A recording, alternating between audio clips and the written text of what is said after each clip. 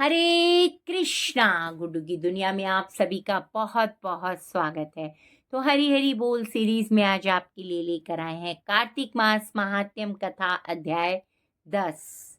तो जहाँ पर हमने कथा छोड़ी थी वहीं से हम कथा प्रारंभ करेंगे। राजा पृथु बोले, हे मुनि श्रेष्ठ जी, आपको प्रणाम है। कृपया अब बताने की कृपा कीजिए कि जब भगवान शंकर ने अपने मस्तक के तेज को क्षीर सागर में डाला तो क्या हुआ। नारद जी बोले, हे राजन, जब भगवान शंकर ने अपना वह तेज क्षीर सागर में डाल दिया तो उस समय वह शीघ्र ही बालक होकर सागर के संगम पर बैठकर सागर को भय देने वाला रुदन करने लगा। उसके रुदन से संपूर्ण जगत व्याकुल हो उठा। लोकपाल भी व्याकुल हो गए, चराचर चलायमान हो गया। शंकर सुवन के रुदन से संपूर्ण ब्रह्मांड व्याकुल हो गया। यह देखकर सभी देवता और ऋषि मुनि व्याकुल होकर ब्रह्मा जी की शरण में गए और उन्हें प्रणाम कर उनकी स्तुति करने लगे। उन सभी ने ब्रह्मा जी से कहा, हे पितामहा, यह 3 बहुत ही विकट परिस्थितियां उत्पन्न हो गई हैं। हे मुनि योगिन, इनको नष्ट कीजिए।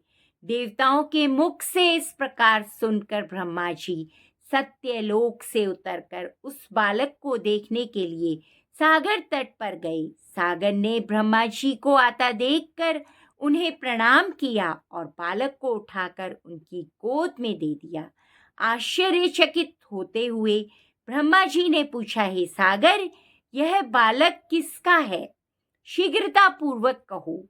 सागर विनम्रता पूर्वक बोला, बालक प्रभो, यह तो मुझे ज्ञात नहीं है, परंतु मैं इतना अवश्य जानता हूँ कि यह गंगा सागर के संगम पर प्रकट हुआ है।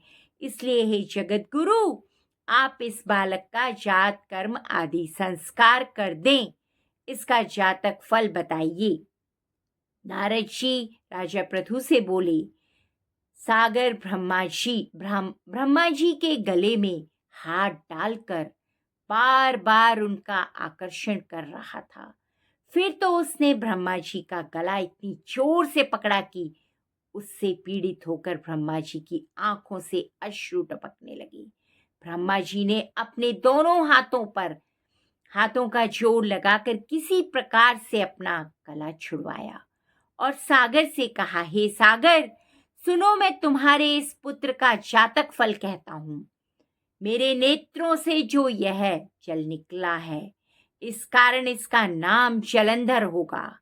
उत्पन्न होते ही यह तरुणा अवस्था को प्राप्त हो जाएगा। इसलिए यह सब शास्त्रों का परागामी, महापराक्रमी, महावीर, बलशाली, महायोद्धा और रण में विजय प्राप्त करने वाला होगा। यह बालक सभी दैत्यों का अधिपति होगा।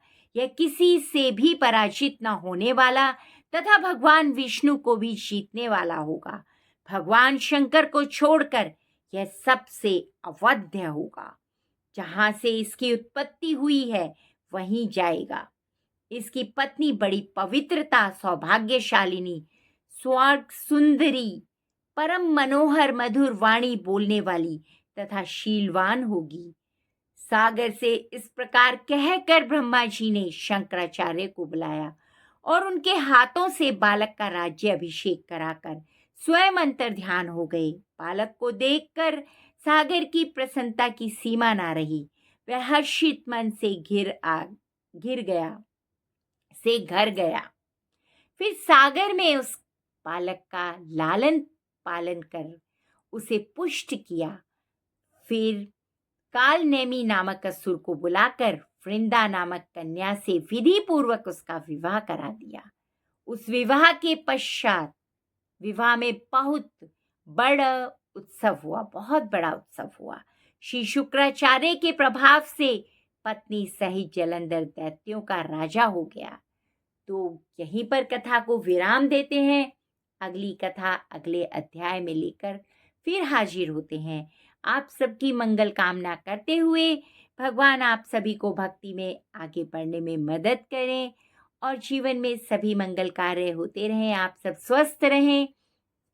इसी कामना के साथ कथा को यहीं पर विराम देते हैं। कथा में जरूर लिखें जय जय श्री राधे। धन्यवाद।